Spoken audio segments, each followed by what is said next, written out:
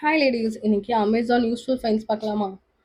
நான் வந்து செரெனாவோட இந்த கிளாத்திங் டேப் தான் ஆர்டர் பண்ணியிருந்தேன். இது ரொம்பவே யூஸ்ஃபுல்லா இருக்கு. இதுல வந்து பேக் ஆஃப் 50 டேப்ஸ் வருது. இது அதுவும் அண்டர் 200க்குள்ள கிடைக்குது.